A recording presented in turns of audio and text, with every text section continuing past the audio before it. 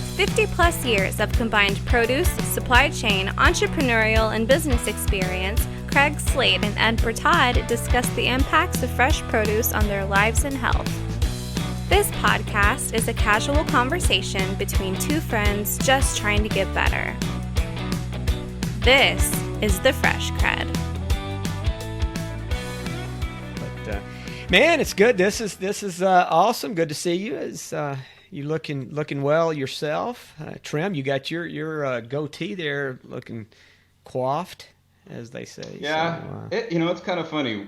The minute you start thinking something looks good, in retrospect, when you go back to look at it, I guess it's no different than old photos of yourself from 20 years ago. But even as recent as I think last year, before a hunting trip, I kind of let it grow wild, and in retrospect, it wasn't a good look. So I'm still determined to keep some sort of facial hair. I haven't shaved my mustache since birth, and I intend to keep it that way. So. Oh wow, that's impressive. And when did it first show up? When you were about 6? Oh, I guess the normal time, around 12. You've always been kind of an old soul. So, well, hell, mine didn't show up till I was about 23, I think, was the first time I got facial hair. So what are we doing here, man? Well, you tell me. All right. I guess I'll give it a crack. It's me and you both know why we're here, but I think it's more important for hopefully the two people that are listening, our wives, that is, and I'm not sure how long we'll keep them around, but yeah, no, I mean, this whole we're gonna podcast keep them around, thing, but you mean hold their attention? I mean, actually holding their attention and listening, right? Yeah. There you go. I'm hoping I can get Tanya to actually turn it on at least once. That'll be great for me if she actually listens the first time. I'll feel good. So, but no, I along with so many other things, that rabbit holes and interests that I've gone down the path on here in the last 4 or 5 years, podcast is just another one of those things that came into my life, and I just fell in love with listening to them. And, it's lots of information, lots of people that I enjoy listening to from random subjects, whether it's, doctors or just everyday guys talking like me and you are talking, and I don't know, just a whole random group of folks. And then for me, you and I'm sorry, I was just going to mention, I've listened to a lot of talk shows over the years. I actually use them, I think, from a productivity perspective, because I'm somebody that I can actually be listening to music, and I did for a long time, but talk shows, I almost feel it makes me more productive. I spend a lot of time, working around the house, in the yard, etc., plugged in the whole time, and I feel like, somebody with talk show, which now the new talk show or the modern talk show is podcast, keeps me company, so to speak. And there's obviously some value in time to yourself and your, with your thoughts, etc. But just listening to folks talk about different things, it's educational and it makes the time fly. I can spend 10 hours out in the yard listening to a variety of different topics and learn something. It kept my attention, it kept me company, and like I said, in the end, I feel more productive. So, I interrupted you. Yeah, no, that's in same with me, as I've got the hour drive back and forth to the office, and so that provided me a wealth of time for listening to podcasts, if I'm not making phone calls. So that became a place, but it's all these journeys. Like I said, it's the journey on health. It's the journey on finance. There's so many different things that I've gotten interested in and trying to improve and frankly, just, get better. And I think, you and I, we talk on a pretty regular basis, and both kind of on a similar path, right? We probably middle-age crisis. At least we're not going out and buying expensive cars and finding secondary wives or anything. We're channeling our energy towards education and improvement. I don't know if I told you this. story. It's a funny story, but okay. Now, if there's a story about you and a secondary wife, I don't really want to hear about that. It's no, it's a lot. Okay. Well, No, it's a funny story involving my wife. It's so I don't know when it was recently. It was a couple months ago, and I was talking about how good I felt, and that the midlife crisis. I stated something like that, and so this is kind of a one-sided joke, I guess, but she said, "Well, that's fine. Midlife crisis, have one, as long as you don't get a sports car or a girlfriend." And without missing a beat, I'm not that quick, but without missing a beat, I said, "Well, I've never really been into sports cars." So she didn't appreciate that very much. Yeah. But it was funny. She admitted it was funny and then let me off the hook. So anyway, midlife crisis. Back to you. Yeah, no, but probably all of this, I'm guessing, I got no other excuse for it, but this whole trying to get better, trying to educate more, it's probably driven by the fact that I'm hitting the speed limit, or the old speed limit of the 80s anyway, at 55, and found myself again reflecting on who I'd been, where I've been, and then where I want to finish this thing out. And there's a lot of stuff that what was the actual tipping point? So for those that don't know us, I mean, I participated in a clean eating challenge recently, in produce industry clean eating challenge, and basically that you dreamt up or came up with, and I don't know if I've ever properly thanked you for that, but I thank you. You're my buddy, and I appreciate it, but it might have never happened, if not for those circumstances. So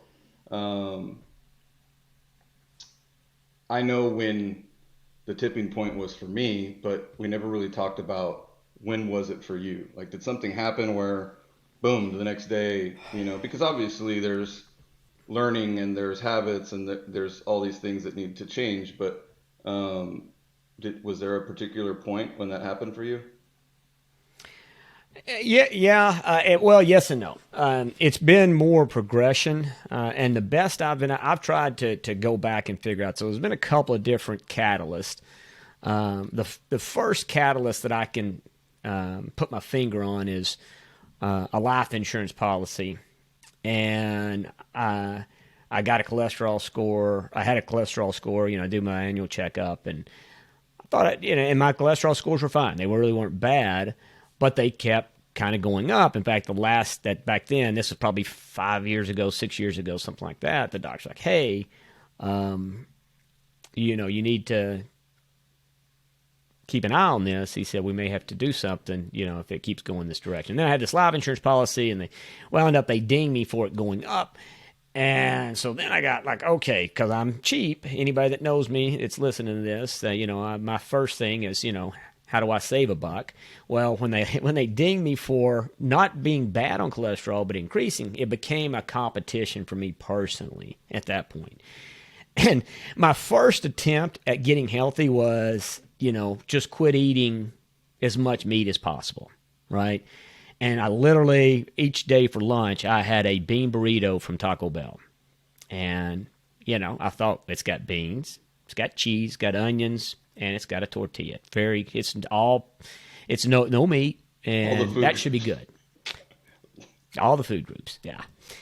And then I also combined it with, but I also thought a fruit smoothie was a great idea in conjunction with that, where I would put a banana and strawberries and blueberries. And don't get me wrong, fruit smoothies can be good, but it's probably a little bit too much sugar, at least the way I was making my fruit smoothies. In fact, Granger, I was making them for him and me, and he looked at me one time, Dad, and he goes, "Dad, are you sure these things are good for us?" Because, they were amazingly tasty. I said, "Oh, heck yeah, son, they're fantastic. It's fruit." And, long and short of it is my scores didn't go down. I didn't improve. I didn't lose any weight. I really wasn't out to lose weight, to be honest with you. I didn't realize I was fat until I actually lost the weight.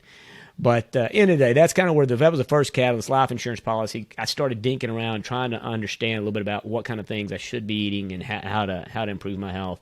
And then when I had the opportunity to take over this job with SunFed or come out and do this and move to Arizona, I was going to be here for a year by myself. That's probably the biggest change I made. And it was a combination of, fear of the job, right? And knowing it was going to be pretty taxing on me, just psychologically, physically.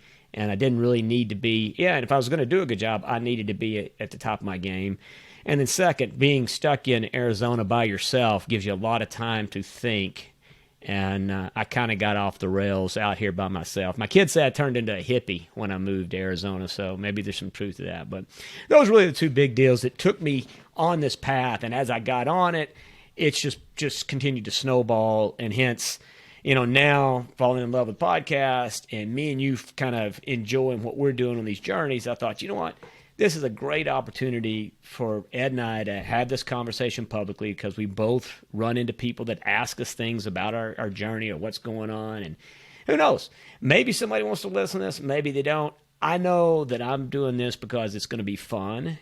And, however long we do it, at the end of it, I'm going to know how to put together a podcast, and education-wise, I want to be smarter in that respect. So whether it turns out to be anything or not, I don't know. But at the end of the day, I'm doing it because it's fun, and it's great to talk to you and be on this project, working with you on this thing. So, well, it seems to be a good outlet for sure for a couple people that like to talk. So at minimum, yeah, we get out all those things we've been thinking about all week that we didn't have an outlet to talk about, which sometimes I wonder, because at the end of the day, last night I did a significant amount of talking yesterday, and my throat was actually sore, I think, from talking so much. So yeah, but what does that mean in years as far as that time frame? So I know that when I started the Clean Eating Challenge, it was October, not last year but the year before, so it was October of 19. So for me, it's a little bit about a year and a half. So what are we talking about in terms of years for you? Like I said, best I can tell, 5-6 years that I've been serious, right? I mean, that's when that's when the life insurance thing every day. The cold no, okay, so 48-hour fasts and all that stuff. No, that really is when I moved out here. The biggest catalyst was moving here and spending a year alone before Tanya and Granger moved out. It was being here for a year and left my own demise, as they say. But just here, I was by myself, and so I just started exploring everything, particularly around health. And that's when I got into the cold showers. That's when I got into the way I was eating. I started cooking just about everything. I mean, not eating out. I had a membership at the YMCA, so I moved to downtown Tucson. I was riding my bike to the gym. Again, it was it was a chance to really kind of do whatever and focus on all that stuff, because, like I said, I was by myself. I had the time, and the job itself can be at times extremely stressful and taxing. And I'm thankful that I did. But really, August 2017, I can tell you, when I moved to Tucson, Arizona, that's when most of this big stuff started happening. I was really, it was in motion before I got here, but by the time I got here, it's when all that stuff kicked in. But now, what about you? I mean, so clean eating, I mean, I know. I was just going to say, the couple things that jump out to me, there's two. Really, and particularly when I'm asked about, how did this get started? It's funny because you said something a little while ago about that you didn't know that you were overweight. When you first brought up this idea, we were at a board meeting, or I think it was a Viva Planning Committee meeting, and you brought it up. It was. And you kind of directed it towards other people in the room, not me, or at least I didn't feel like it at the time. And I felt like, I remember thinking to myself, wow, I hope, it kind of sounds like Craig's picking on, somebody else. Maybe I should just do this so that, it's kind of fair, or, I was still kidding myself that I didn't need it, right? So, you were talking about it, whether you're talking to me or not, or somebody else, the narrative in my mind was, I'm just going to jump on board and kind of support. And then, fast forward and I lost 50 pounds and feel great. And now feel like I need to lose another 15. I mean, the energy's all there. I can't see getting any better there. From an energy level perspective, I mean, every day, in the last year and a half or, a while after starting, I would say, you know, days on the couch where you just watch TV and do nothing else. I might have had two in a year and a half. Otherwise, it's 6 a.m. to midnight every day doing something. And thanking God that I have the energy to do it. It's not a chore, very active lifestyle. And we can talk about a lot of stuff. I mean, I think food, what we eat now that I would say I'm not perfect. I mean, I still have cravings and sugar here and there. Maybe it's a little bit of ice cream or something, but not at first, right? So the first 6 months was really, really strict. Now I let myself, have some indulgence, but as far as junk food, fast food, stuff like that, it literally does not suit my lifestyle. If I have junk food, I don't have the energy to do the things that I want to do. If I eat pure, clean, whole foods, stay away from refined flour, refined sugar, fried, all those things, I have the energy. And I've even tested it to a certain degree here recently, and it's just empty calories. The empty calories aren't going to get you anywhere. So, and then I also think, so I'm grateful for that moment of clarity where for whatever reason I said, okay, I'm going to do this. Craig's onto something, whether it's for me or not, I'm going to jump in here and say, you know what, I volunteer. But you said one other thing that really stuck with me for quite a while, which was, and this is, from your perspective, saying that one day I know it'll be the end for me, but how that end develops, I can impact now. That really stuck with me. So it was a real motivator in getting kind of on board and figuring out, how I can get on the same train. Yeah, and like I say, that's kind of where I've come to now is exactly that, right? It's like I know there's a day that I leave this planet, right? That day's there, and I feel like that I can't necessarily control that. I'm not sure that I have any. Maybe you could argue back and forth what kind of influence we have on how long you're going to be here or not, but what I do believe is the quality or how well I can arrive at the end, So I describe it now as I want to be running across the finish line. I don't want to be crawling or being pushed across in a wheelchair. That's not for me. And that's probably it's become, I call it a fear, call it just a goal or objective but I want to be standing, when I'm called home, I want to be standing. And the other thing, that's kind of tagged on to that, which is this show and this conversation is I don't also, in the time that I'm living, I don't want to be left behind, meaning I want to be keeping up with what's going on. I want to know how to run a computer or whatever the next computer is or the next phone or whatever. I don't want to be that guy that's 65, 70, whatever age you pick, and I'm stuck back in the 80s, Still love the 80s music. But I don't want that to define me. I want to always be trying to explore what's new, whether it's Bitcoin or whether it's new technology or if it's a podcast, I want to be trying to explore that. So hopefully for everybody on this, as you listen to it and those of you that are tuning in, I mean, the idea is, for Ed and I are two regular guys that have had a lot of different experiences. Ed originally from California, now a Texan, and me originally a Texan and now an Arizonan, but had a lot of different business experience in produce, particularly produce. We're both heavily involved in produce, and that's kind of driven, I think. I know it's driven my push towards health, or it's helped being part of this business, and probably for you too. But for people listening, I'm hoping that we're able to come on here and have our normal conversation that you and I have.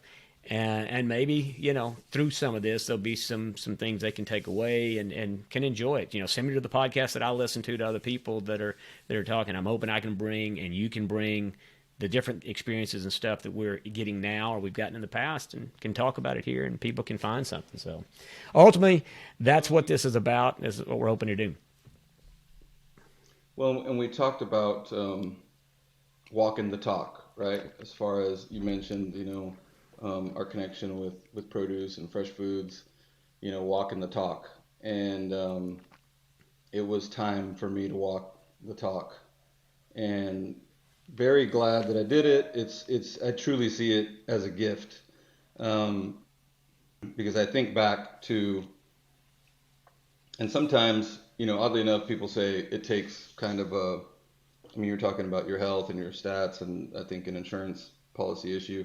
It takes a disastrous event or a scary event to kind of get you, off the fence to do something about it. But um, I had a time where, I mean, you knew me obviously, and you actually experienced some of these episodes that I had where I felt so bad um, in my mid to early to mid 30s um, that I probably checked myself into no less than 10, 12 hospitals thinking I was having a heart attack.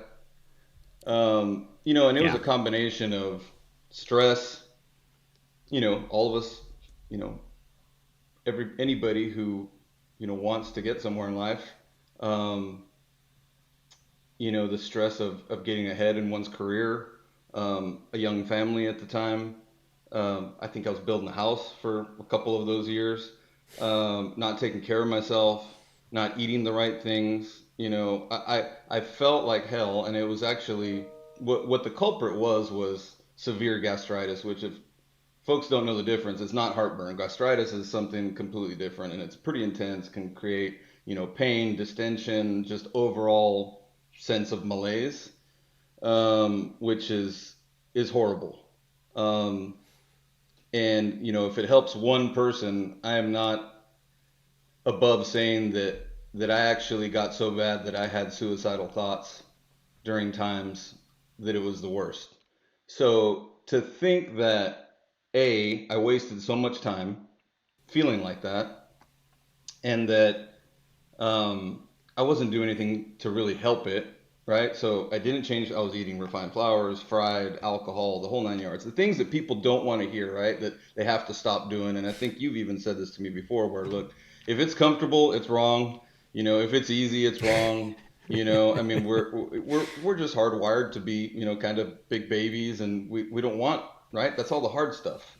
But as you grow in the process, I mean, you actually derive strength from all of this discipline that you create in your life. And again, I mean, it sounds kind of sanctimonious, but I have a long way to go. I know. I mean, I still have things in my life that I need to get rid of. But I'm a hell of a lot better off than I was, even in my 30s. So your 30s. So I think you may be nearing up on a new milestone, if I understand correctly. Tomorrow's a big day. Is that right? Tomorrow's a big day for me. Um, Getting to the point where I want to start really ignoring these, but yeah, tomorrow's my birthday. I'll be 48. I'll be 48 tomorrow, and I feel great, and I can't Well, happy believe happy that. birthday, by the way. So Thank you. happy. Yeah. Yeah. Thank you very much. I can't hardly remember back to when I was 28, but if I was a betting man, which I am sometimes, um, I'd say that I probably feel better than when I was 28. Um, and maybe that's because I just feel, I guess the experience doesn't hurt, you obviously are going to know more at 48 than at 28, but, I know that I can keep up, I can, I feel good, I still have, I've always had good cardiovascular conditioning because I had always been heavy. So at a young age, I was forced to do exercise and cardio and all these things, playing football and doing all this stuff. So you kind of learn to adapt. So that I never really had a huge heart, but I was hauling around a lot of weight. So I mean, 50 more pounds. I still feel like I have another at least 15 to give. I mean, I went from a Hmm. double X shirt to a large. Now they're a little snug, but I'm rocking them because if I can fit them, I'm gonna fit them. Put them on, I should say. And from a 38 waist to a 34, and now might be a 33. So I don't really know. I mean, the weight loss isn't really the determining factor. It's really how I feel. And that's the huge gift that I mentioned that years ago when I was in a very dark place, and tying that to the genesis of this information. Let's say it's podcast, but it's information that we want to try to share. And if it can help one person, because I'm pretty passionate about it, obviously I feel like I've gotten a second chance. I want to share that, and if it helps one person, it's worth it. And I mean, that sounds cheesy and corny, but once you've experienced something like I've gone through, um, I can't be more sincere about it. No, and I mean that for me that's awesome to hear. Like I say, when you talk about that, for me, you can't imagine how. Um, Again, I think there was a lot of people involved. I mean, I know you say a lot of good things, and how I kind of kicked some things off and this, that, and the other. I mean, there were certainly a lot of people that were involved with a lot of it. But just knowing where you came from, and like you say, I knew where you. Yeah, I didn't know the depths that you were at and experienced. I know that it was kind of a dark place, but I didn't realize how dark it was.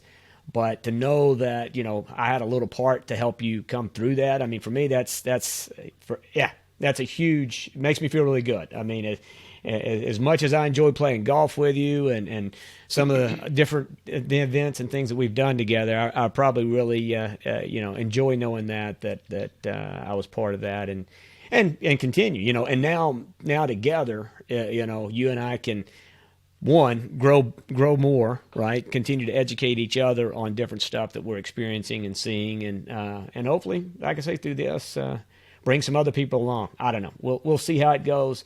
If nothing else, I'm sure me and you'll have a blast. We love to talk, and so we'll do a lot of that. Yeah. Well, I'm going to interrupt you real quick because I know we've got to move on. We've got some other stuff to talk about, but. I think one more thing, because this is our first episode and we're talking about, the why and the what, Yeah. but and helping folks kind of along, and obviously with the clean eating challenge, that we had, the next class that came in, the first folks to do it, which I was one of, we helped mentor a group, and it was a much larger group, and we had a lot of text communication, some conference calls, etc. But something that was very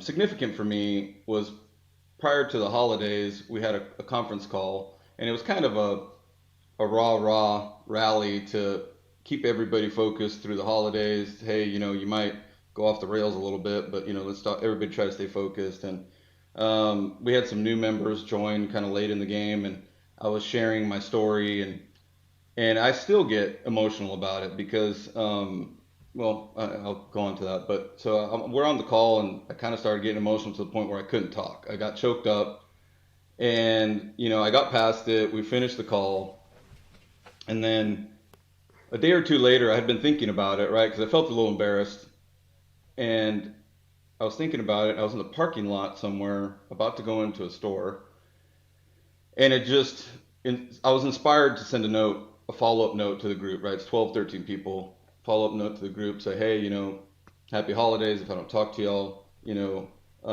be safe, and let's stay disciplined, and be strong, and all that good motivational stuff. And then I ended it with, I for those of you that were on the call the other day, I got kind of emotional as I was talking about my story, and I've been thinking about it, and I think I know why. And it basically boiled down to regret, right? So I regret that time in my life where I wasn't the best father, husband, even employee for that matter.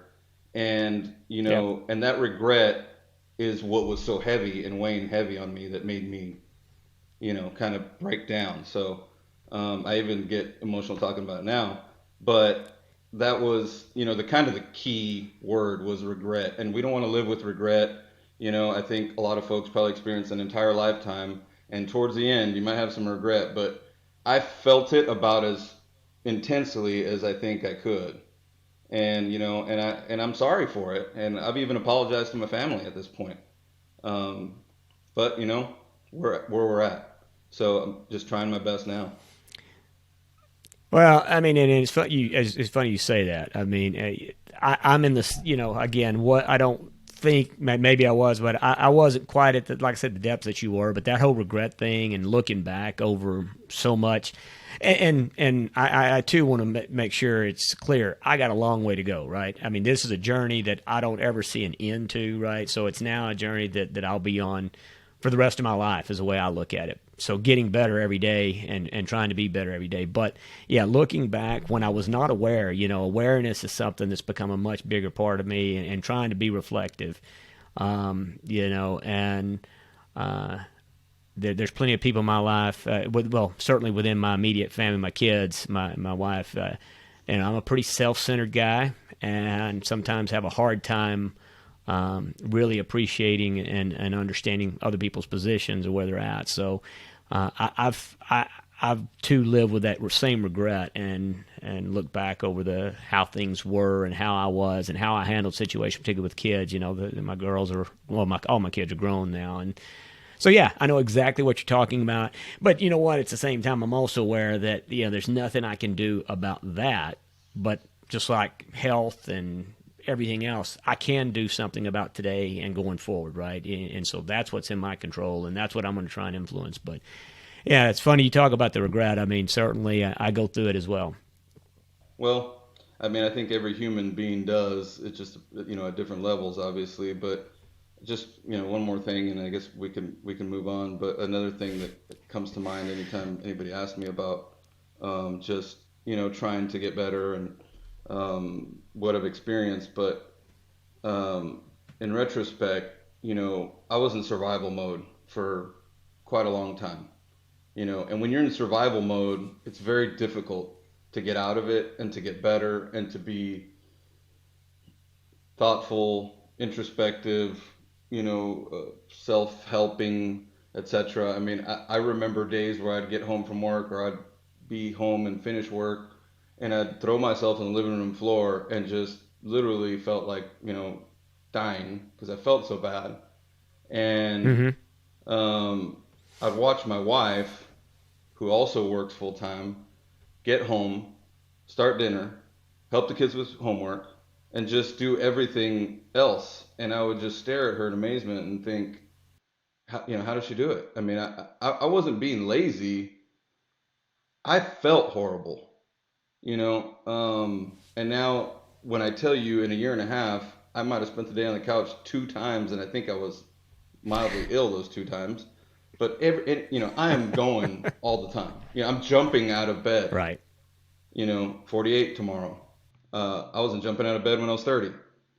So, that's those, I guess, things to watch out for. I mean, it piles up on you. It sneaks up on you. It doesn't happen all of a sudden. It sneaks up on you. And so, I mean, if anybody else can, hear those footsteps coming behind them like I didn't, then, again, this is all worth doing. So.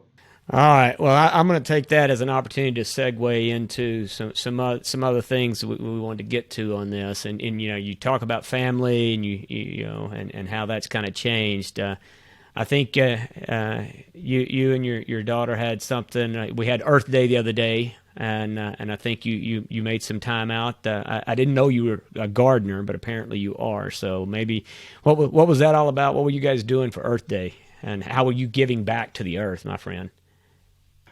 I wouldn't say I'm a gardener per se. I don't have a green thumb, but I'm okay saying I'm a workhorse. I mean, I can spend 10, 12 hours in the yard, 100 degrees. It doesn't bother me. I mean, as you know, we lived on property before. Now, we have a pretty good sized lot, but we're just in a neighborhood. So I can spend a lot of time outside. So I'm good at pulling weeds and, trimming stuff and pruning and things like that. But yeah, it was a pretty cool event. My daughter's in the Girl Scouts. She's been in the Girl Scouts for quite a few years now. She'll be 12 here pretty soon. And there was an opportunity where a local municipal golf course that had recently been saved, if you will, that was slated for demolition or development, it's been turned around, and well, not cosmetically or physically, it's just been saved. And now the next phase is to remodel, rehab, etc. So they have a butterfly garden, and there's a group that are basically just a nonprofit group that does work there at the golf course, friends of, if you will, that golf course, and they were trying to clean up their butterfly garden after a lot of damage during last year's hurricane and then the freeze. So we went in there with our troop and helped out, and it was a lot of fun. And it goes back and ties back to having the energy to do things. Again, I couldn't even imagine doing things after 8, 10, 12 hours of work, and now I have the energy to do things after work till midnight if I have to. I mean, it's Right. just the level of engagement and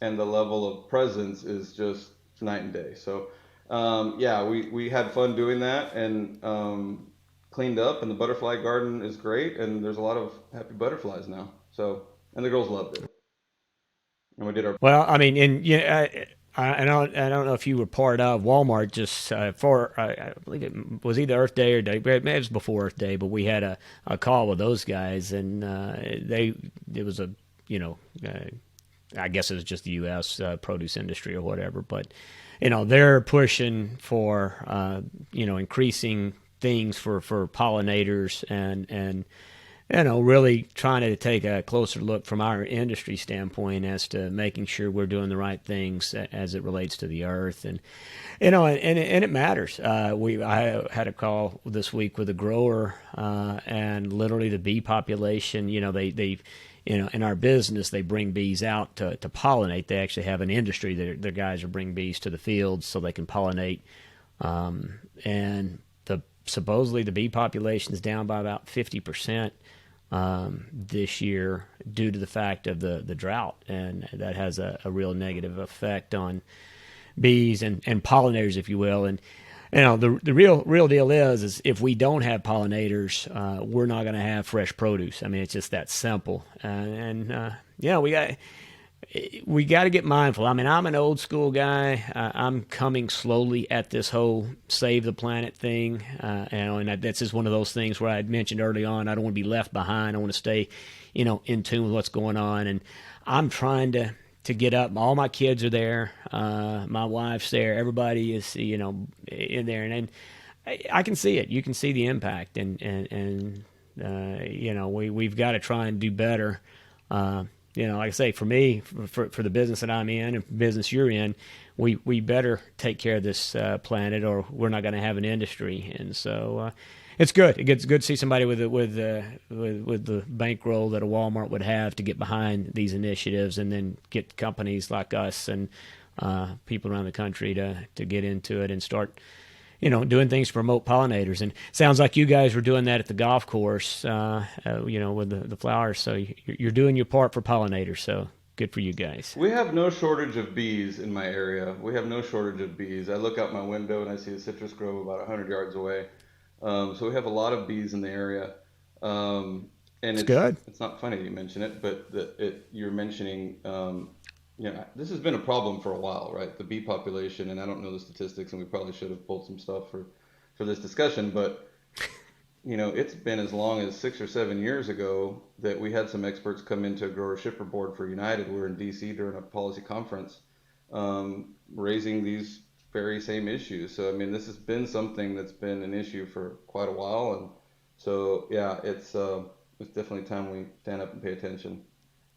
So, and I'm gonna put you on the spot. I got Earth Day through a company. I get these statistics.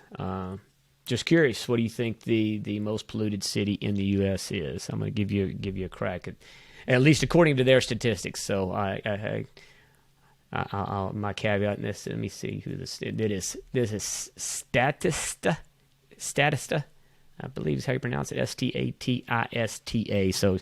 So this is their data, not Craig Slate's data or Ed Bertaud. So your call. What do you think is the most polluted Well, I city mean, I in the hate to U.S.? pick on any one place. I'm not that well traveled. I mean, I do get around, but um, boy, that's a tough one. This is not Uh, going to shock. So this is a city This is a city you've been to because of the industry. And there's nobody. I know I've got several good friends that live in this city, and they would probably be able to tell you what this statistic is. One Did you very say good friend Chicago? of both you and I lives here. No, nope, nope, nope. It's in the business. It's a city you visit because of the industry we're in. Houston? You already, I know you know the state. Oh, come on. All right, I'm going to give it to you. So it's LA? Cali is the state. Bakersfield, California. Cities with And the highest it year-round. crossed my mind. It crossed my mind because the last time I was there, what I thought was fog, somebody informed me that it was smog coming up over the Grapevine. I had already gone over the Grapevine and kind of gone down in the Central Valley, and Yep. it wasn't directly over the top of us at the time, but you could see it off in the distance. Um, yeah, that was so. It totally makes sense. Yeah. So I mean, if you think about all that, I mean, those that mountain range there at Bakersfield, all that stuff that comes up out of L.A. across the valley, comes and pushes up against those mountains, and it stops. So, unfortunately, yeah, California actually, L.A. falls in about 3 or 4 down the list, but California has several of the top spots. Phoenix actually makes the list. What are they, number 10? It looks like on here on the list. So, desert's great for a lot of things. Southern California being a high desert, but it's not great for particulates. So, anyway, a little information. Again, I'm not a statistician. This is from these guys at Statista.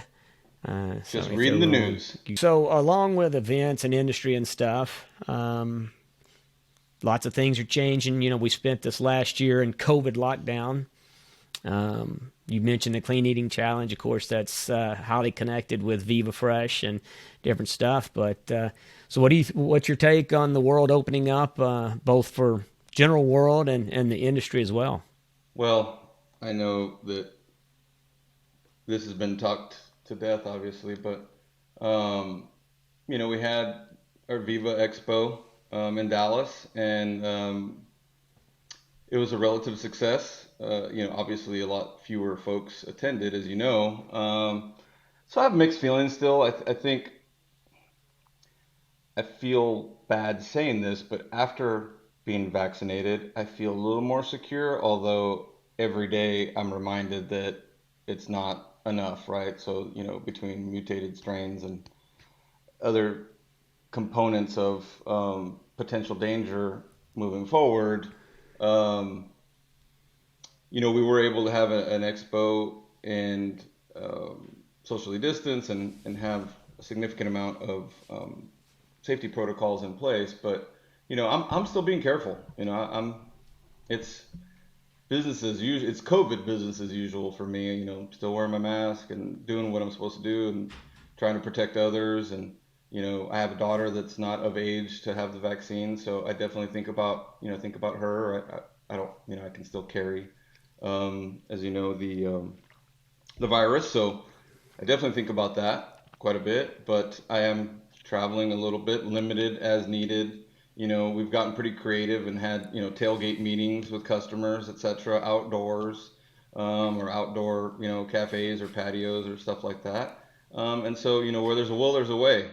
Yeah, I'm probably a little less cautious. Fortunately, I have a wife that helps keep me in check in a lot of areas. I probably wouldn't be here at all if it was if it wasn't for her, because I don't always make the best decisions, and this whole new lifestyle that I'm on, like I say, it's an oddity for my personality or where I was at. But through the statistics, I've tried to research and look into all that. I'm a little more confident in the vaccine than certainly what you're describing, and certainly my wife and kind of where she's at. But at the same time, I wear the mask. I still participate, but I'm not really worried about getting out and going. In fact, I just got back. So we did the Viva Fresh thing, which I thought was awesome. It was great for the industry to get off the ground. I was love to see the SEBC do their deal. We selected our booth for PMA this week, which I was super excited about. But last week, yeah, had a chance to go to Colorado and do some snowboarding to finish off the season. One of the things of this show is everybody.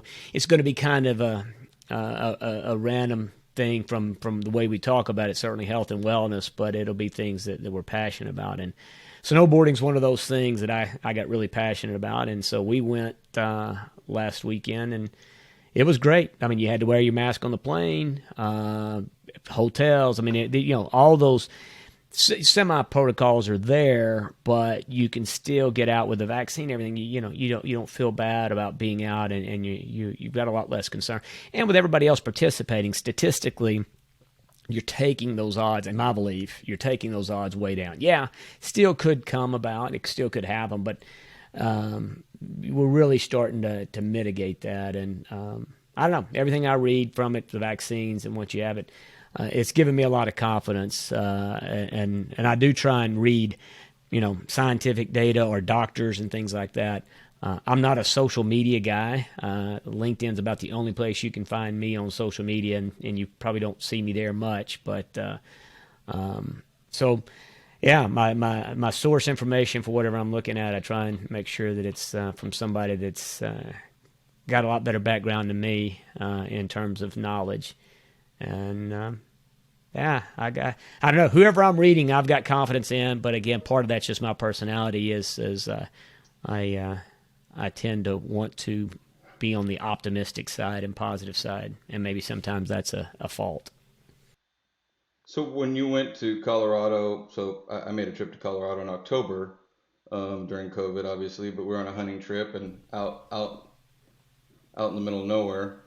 Um, but what was it like where you went as far as capacity, people? Did it feel back to normal, or was it still very Everything's packed, um, man. modified? Yeah, it's everything. It's crazy.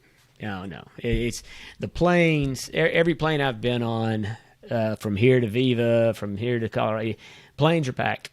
So if the whoever you're flying doesn't already still have the policy in place to leave open seat in the middle, you're probably going to sit next to somebody. So be prepared for that. But the lines at the airport, crazy. I couldn't get a cup of coffee. I was able to get in Tucson. It's a relatively small airport, but be prepared. People are out. People are chomping at the bit to get out, and they are getting out. And so, but again, everybody's behavior seems to be reasonable in terms of what we're having to live with now. And so I would say that you can be optimistic and get out and not worry. If you've got the vaccines, I think that you can go out with some pretty high level of confidence, especially the way everybody's behaving and with the number of people getting the vaccine. So U.S. is doing really well in that front. So you're going to watch any golf this weekend? I think one of your buddies is playing. Well, for sure. Today's moving day on the PGA Tour. So, I should be out there right now hitting balls or playing. Don't get to play as often as I'd like, but as you know, I'm happy practicing. Um, you can give me one club and I'd be happy for hours hitting balls. Um, so this weekend is the Zurich Classic of New Orleans, TPC Avondale, which is just again outside of New Orleans. Been around since 1938, that tournament, but here recently, a few years back, turned into a team event. And Ryan Palmer, who we both know and spent time with, and worked with his dad for quite a long time, and just a great guy. We sponsored him as a company. Um, Year before last, so last year they had to cancel the event, but year before last, he and John Rahm won that event. Um, and so they are defending again, or they're defending this year after a COVID cancellation last year. So pretty exciting to watch. A lot of great teams playing very well. Um, Kind of a unique dynamic, whereas John, I think when they won, was 24 years old and Ryan was 42. But their caddies know each other well, and they had previously played with Ryan had played really previously with Jordan Spieth, and John had previously played with Wesley Bryan, but their caddies knew each other well, and I believe Wesley had an injury he was recovering from, a shoulder injury, and Jordan decided not to play at the time, so they reached out to each other and made a pretty good pair, and it was a great tournament. I think it was right on the heels of Viva last year, maybe the same weekend, because I remember thinking, I would say the last time we had Viva, I remember thinking I was contemplating driving from San Antonio to New Orleans to catch the last round. I think I was so wiped out, I decided to drive home at the time. Of course, that was pre-clean eating. If I had been clean eating then, I'd have been there for that win. There you go. You would have made it. You would have been there. So. Yeah, for sure. So yeah, I'll be watching that a little bit. Admittedly, I tend to watch more again. In order to maximize my time, I will record. And I will monitor via the app, and then I watch it at night. I speed watch it most of the time, with the exception of, say, like tomorrow, as we mentioned, is my birthday. We're gonna have, a barbecue here with just our family, and I'll watch it live likely. But yeah, last night I got in a little bit of golf. A mutual friend, his daughter is in middle school and interested in playing golf on the golf team. So he asked me to see if I could help and, kind of get her started and just do what I could, right? And so, a lot of folks know my passion is golf, and early on it was a very selfish passion. Of course, you need to be super hyper focused to be able to achieve any type of proficiency, which for me, mastering a skill is, and I've shared with you before, it's an art in and of itself. And I don't have a lot going on from that perspective in my life. So my focus is, from a passion standpoint, recreationally, is golf. But early on, it was very selfish. And then once I had kids that play, or my son played junior golf in high school, now my daughter's playing, going to start playing junior golf, and I'm working with her. And I've heard say that you don't truly master anything until you teach it. I view it through a different lens, right? So it's not the selfish, hey, get away from everybody and responsibility and everything else. For me, it's an evolution of learning. It's a lifelong. It's sort of like this clean eating thing, right? I mean, I watch Ryan play, and I've watched him a lot in person. You watch somebody at 44 years old playing with a 26-year-old, and I'm 47, 48. I mean, I can still hit the ball pretty well. But when I play with some college players that I play with, or my son that, can hit it, really far, it reminds me how much more distance I could have. And I see a 44-year-old, talk about, excellence, long sustained excellence, and that's something to aspire to, right? Whether it's golf or anything else, it's very, very impressive. And so, with the junior golf thing, when we were out working on the butterfly garden the other day, I expressed my interest in trying to help out if there was going to be some effort in reviving that golf course, as well as any junior golf programs that they might have there, because, where I live in the valley, there's a lot of golf going on, but not a lot of nonprofit activity, let's say. There's a ton of instruction and other, things like that. But for kids that don't have the means, it can be a pretty expensive sport. So I'm interested in getting involved in some of that, seeing how I can help and pitch in or give ideas or fundraise or do whatever we can. But yeah, the junior golf thing for me now is a pretty exciting thing. I mean, I love to watch kind of when the lights turn on and, upstairs, and they get it and they start hitting the ball in the air. Yeah. It's pretty fun. So yeah, that's what I did last night. We're probably going to do more of that this afternoon. It's kind of a crash course weekend for her, and my daughter will join as well, and we'll have some fun. So that's what we're going to do this evening. It's 100 degrees here, or it's going to be 100 degrees today. So once it cools down a little. But that's awesome, man. I mean, yeah, trust me, it is. Sat out on the deck last night, fabulous sunset. It was a beautiful night. So, but no, for you, I mean, I'm super excited. I mean, oh my gosh, you will.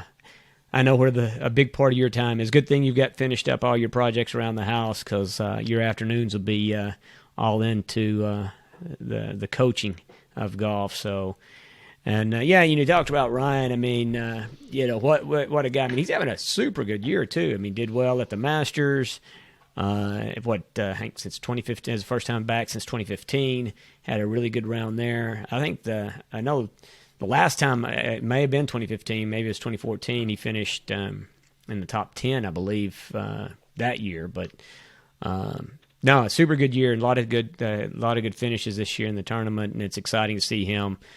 Last year was really good, all the way up through the FedEx Cup, and that FedEx Cup, once you make it to the FedEx Cup, which you're a top 30 player at the end of the year in the FedEx Cup points, it basically opens up the entire next year to World Golf Championships, majors, Augusta included, pretty much every event. So, I mean, that's the big ticket. So he played that well, the previous season leading up to Atlanta last year. And then so this year, there's, even if he wasn't, he'd have the opportunity to qualify with either a win or ranking for most of those events. But there's a lot more planning, as he's mentioned in the past, that you can do when you're in those events. So particularly the WGC events, it can be all over the world depending on the year, right? So it's exciting to see. Like I say, it's fun to know somebody that's on the tour, but like you say, to see him doing so well, it's really good. And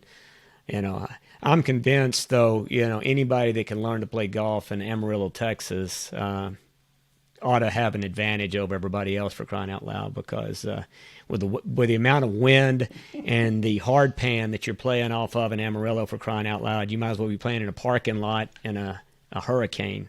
Mostly. Yeah, so a couple of things, and then we need to get out of here. You got to get to your golf training, and I got to get to the rest of my Saturday, which I think I've got some things to do out in the yard. I got to do my version of Earth Day gardening somewhere here at the house. Fortunately, it's a small plot, so shouldn't take me too long. But nice. I did want to. Yeah, so closing out, I mean, a couple of different things, in line with education and health. I wanted to talk a little bit about yesterday. I had what's called a CAC test, CAC. Are you familiar with a CAC test? Have you heard of it outside of maybe me mentioning it to you before? Or No. I mean, it's a calcium score. I mean, so it's a super easy test. I mean, heart disease. I've had it done. I've had that done. Oh, you have?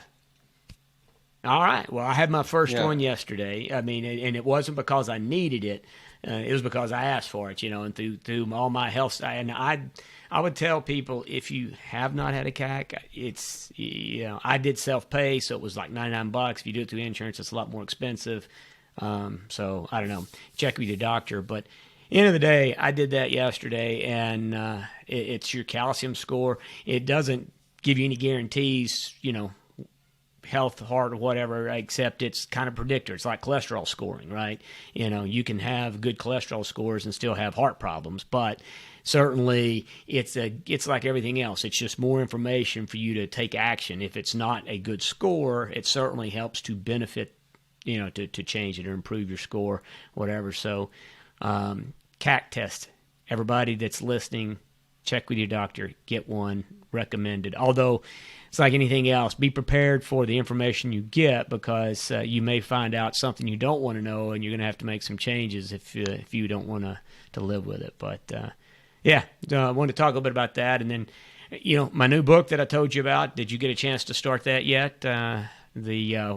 Why We Age and Why We Don't Have to. Have you started any of that?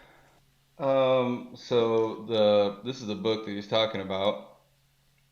Lifespan, Why We Age and Why We Don't Have to. Yeah. I read the foreword, I'll be honest with you. David Sinclair is the author. Right next to my desk, David Sinclair. I have every intention of doing it. I mean, I ordered it the minute you mentioned it. It's here now. Now all I need to do is read it. So I'm interested. So yeah, I mean, and it'd say, for anybody that I highly recommend it. But again, that's why I'm all passionate about this stuff. So you may read the first 2 or 3 pages, like, oh my gosh, this is like being back in biology class. So there's a little bit of that, but he does an excellent job of really kind of distilling it down to where, somebody like a squash peddler like me can kind of comprehend most of the information. But It's a very intriguing book. From where I'm probably about 25% through, so it's a long book. But definitely something for anybody looking to understand their health and health span and longevity. I think it's something you want to put on your list of things to read for sure. But I think along the lines of all this health talk and books and everything. I mean, I think that you found some foods along your journey that you've kind of fallen in love with that help you live a healthier life. Yeah. So I did, and thanks for the reminder on the CAC test because actually that's something that I did when I was looking for answers a few years back, and what I know now is atrial tachycardia. It's been controlled ever since with medication. One day I'll have it ablated, and that means a whole lot of discomfort and time, and I'll get it taken care of. For now, I have no issues. I can exercise. At the time, my heart rate at resting would go from 60 or 70 to 150, and it was just going out of whack, right? And so the cardiologist who then referred me to, I don't remember what the technical term for his specialty is, but let's just say he's a heart electrician because my issue wasn't plumbing, it was the electrical component. So Right. short of doing a catheter ablation, I'm taking medication for it. But at the time, looking for answers, I came across a hospital that was offering that CAC test for $100, as you mentioned.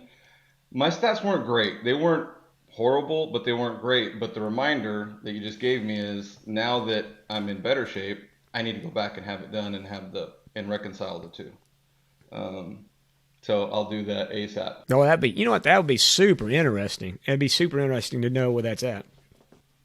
Yeah, I'll share it for sure. I mean, look, before the clean eating challenge, I was right on the fence for needing, diabetic treatment, blood sugar medication, or cholesterol, etc. So I was on the precipice of a lot of medication. So I still take the one pill. Everything else I take is supplements. Every day I still take the one pill, which is propofino. But from the first pill, I never had that symptom again. And believe me, it's a symptom that I literally, for 3 weeks, because it took them 3 weeks to figure it out, I was in agony. And I had my son driving me around because I couldn't drive. I get lightheaded. Again, more things that until you felt ill or not felt well, you don't realize what those situations are like and how you're just trying to survive. It's scary. So more motivation to, Right. live well, live clean. Fasting, is something I didn't do during the clean eating challenge. It's, again, speaking of narratives and what we tell ourselves and what we can and can't do. I lived a lifetime thinking that I literally had to stuff my mouth the minute I wasn't even fully awake and I'd be eating something because I thought that's what I had to do. And I'd listen to folks like you and others talk about fasting and just thought you were crazy. So I didn't even do it during the clean eating challenge. What I did was back in March, early or late February, I thought, I really need something to kind of get me to the next level or break through that wall or that plateau. And so I started at intermediate fasting, and it's been an eye-opening journey for sure. I'm only doing minimum 16 hours a day. On good days, 19 hours, and on the weekends, 23 hours, and then I'll eat. So, I need to balance my caffeine intake because I get to a point where I continue to drink coffee and water, stevia and heavy whipping cream, which are both supposed to be okay and not disrupt the fasting process. But when I do break my fast, my wife had gotten me or tried to get me on bone broth forever, and I hated it, everything I had tried, until we came across something called from a company called Lano Life, and it's Thai curry beef broth, which is what I use to break my fast typically on any given day. So I'll have a cup of that, hot water. It's literally in a tube, looks like Crystal Light tube. Dump it in some hot water, drink that, Yeah. and then I'll have a boiled egg or two. Typically on Sunday, my wife will boil a dozen eggs in an Instapot, and we'll have eggs in the fridge throughout the week. Or Nest Fresh just came out with a product with 6 hard-cooked eggs in a 9-ounce package that I'll grab. Um, so those are some cool products and items that I like. I mean, I think throughout the process of this um, podcast, I think I definitely want to share our hacks and products and stuff that kind of make life easier. Those are two that definitely make it easier for me. And then from a produce side, I've really been hooked on the sumo mandarins are really good, really easy to peel. I really like those. And Yeah, those are then awesome. envy apples, salads. I love putting apples in salads. Um, cube up an apple, dice it up, and then put in a salad and just what a whole apple. I mean, I'll take a starter salad, a prepackaged salad, start it, make my own dressing. Another thing that I never thought I could do. I never thought I could eat just olive oil and vinegar as a dressing. I mean, I was a steakhouse Thousand Island guy, ranch, as creamy, as much fat, as much mayonnaise based as I could. And I haven't touched that in 2 years. But, a good olive oil, which I That's probably awesome. have 8 bottles of different olive oils right now. Um, it might be like you with wine. I'm with olive oil right now. Yeah. Salt, pepper, olive oil, a little bit of lime juice sometimes. Cilantro is really good. Whip it up, or put it in a blender, and garlic, salt, pepper. Anyway, that apple, and I'll add an avocado to a prepackaged salad. And, not only is it the right amount for me, because I'm not really good at the right quantity, I should say. I'm not really good at measuring, what I'm eating. I still want to eat. I don't want to. I don't see the fasting component as starving myself. So, but when I do eat, I'm not Right. trying to measure and not, at least satiate, what I'm trying to do. And it's not about eating everything under the sun when Yeah. my feeding window is. So there's a lot there, and we'll probably talk about it later. And heck, we might even bring on a guest to talk about it in further. I mean, you're pretty spooled up on the subject as well. I'm just a novice right now, but I do know that I've gone from thinking I needed to eat to have the energy and the focus and to be able to do all those things to where now I feel like I'm performing at my peak when I'm fasting. My mind is a lot clearer.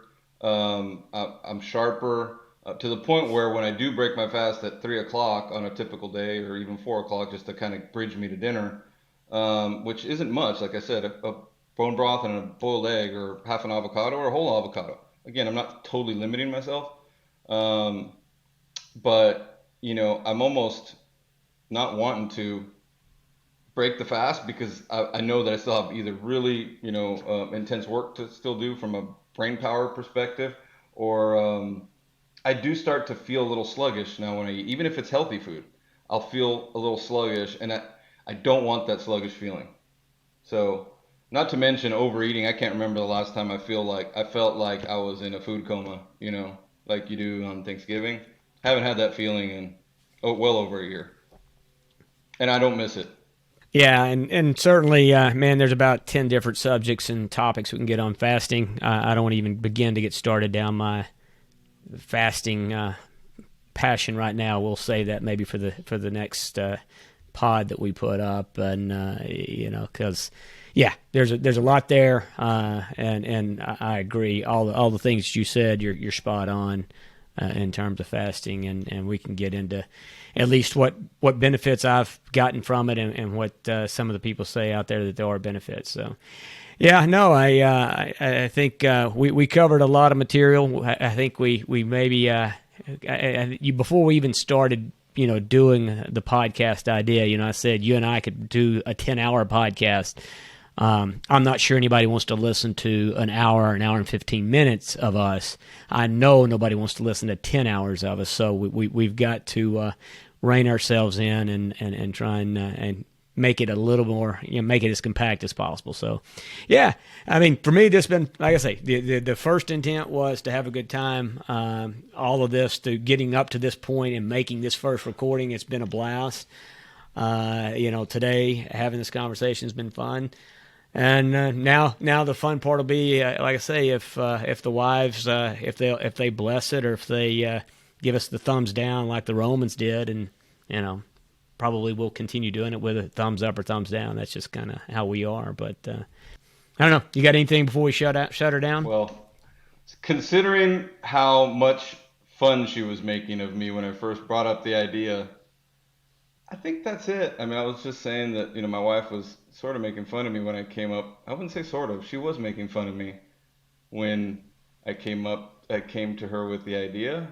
And, after I talked to her about it last night, in preparation for today, I don't know if she was being supportive, but it was a lot more positive, let's say. She was interested in hearing what we have to say. So, yeah, I think, you pretty much covered it. I think we'll have a lot more to talk about, but almost like an old married couple. And, now we have to separate and go have new stuff happen to us so we can come back and bring it to each other. Because if not, Yeah, then exactly. we'll run out of things to say.